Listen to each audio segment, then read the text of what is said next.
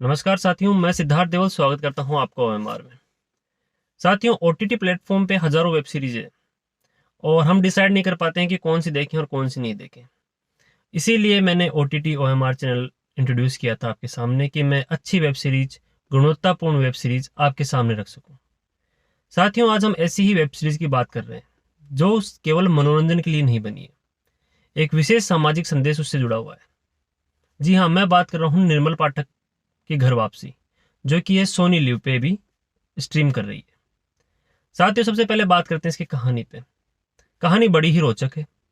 निर्मल पाठक, जो कि बहुत प्रमुख किरदार है इस वेब सीरीज का, वो जीवन में पहली बार अपने गांव आ रहा है और पहला ही एपिसोड हमें ये बता देता है कि वो गांव क्यों आ रहा है और क्यों आया है। प्रश्नात्मक चिन्ह है कि वो पहली बार गांव क्यों आ रहा है। दूसरा ये है कि उतने दिन गांव क्यों नहीं आया था। तो इन सभी का समायोजन लेते हुए ये वेब सीरीज शुरू होती है। लेकिन साथियों, सबसे बड़ी भारी बात यह है, जब आप इसका पहला एपिसोड खत्म कर लेते हो तो ये वेब सीरीज आपको बांध लेती है, आपको हर एपिसोड देखने पे मजबूर कर देती है। हालांकि स्टार्टिंग के 15 मिनट आपको समझ में नहीं आएगा कि इस वेब सीरीज में चल क्या रहा है पहले एपिसोड के, लेकिन उसके बाद में ये वेब सीरीज आपको बांध लेती है। जहां पे पहला एपिसोड खत्म होता है वहां बड़ा सस्पेंस है। इसके बाद में साथियों, लगातार इसके जो एपिसोड दर एपिसोड आते हैं, बड़ी अच्छी बात है, ज्यादा एपिसोड नहीं दिए इन्होंने, और हर एपिसोड में कोई ना कोई सामाजिक कुरीति या सामाजिक बुराई के बारे में प्रहार करती हुई ये वेब सीरीज है।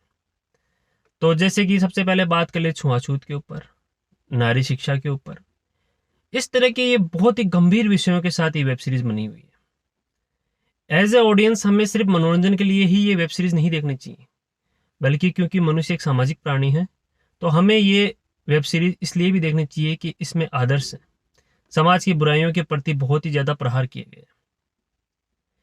इस वेब सीरीज को देखने के लिए आपको थोड़ा बहुत समझदार भी होना होगा।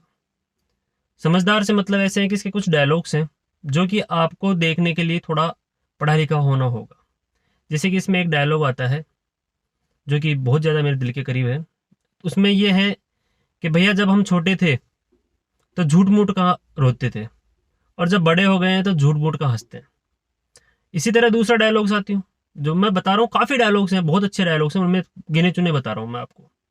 एक आता है कि जो 40 की उम्र तक कम्युनिस्ट ना हुआ, समझो उसके पास दिल नहीं, और जो 40 की उम्र के बाद भी कम्युनिस्ट रह गया, समझो उसके पास दिमाग नहीं।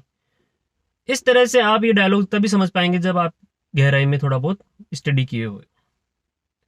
ऐसी वेब सीरीजें बहुत कम बनती हैं और एज ए दर्शक हमारे पास भी बहुत कम अपॉर्चुनिटी रहती है कि ऐसी वेब सीरीज को देख के हम प्रमोट करें।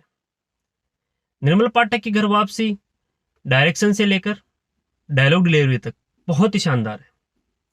इसका जो फिल्मांकन हुआ है, जो पिक्चराइजेशन हुआ है, जिन लोकेशंस पे ये पिक्चर शूट की गई है, वो बहुत ही गजब है, बहुत ज्यादा सुंदर है। दूसरी बात साथियों, ये भारत की विविधता में एकता को जोड़ती है। जैसे कि ये पूरी वेब सीरीज बेस्ड है बिहार के गांव पे। मैं राजस्थान का हूं, लेकिन इस वेब सीरीज से कहीं ना कहीं खुद को कनेक्ट पा लेता हूं। तो ये वेब सीरीज कनेक्शन पाने के लिए आपको बना देती है आपको। तो इस वेब सीरीज को बिल्कुल भी मिस ना करें, क्योंकि ऐसी वेब सीरीज बहुत कम बनती हैं। यूपी बिहार की है, लेकिन गालियां बहुत कम है, पूर्ण पारिवारिक रूप से है, कोई ऐसा सीन नहीं आता है कि आप इसे परिवार के साथ नहीं देख पाए। और मुझे लगता है कि मस्ट वॉच वेब सीरीज होने वाली है इस वीकेंड पे आपकी। आप जरूर देखें, सोनी लिव पे अवेलेबल है।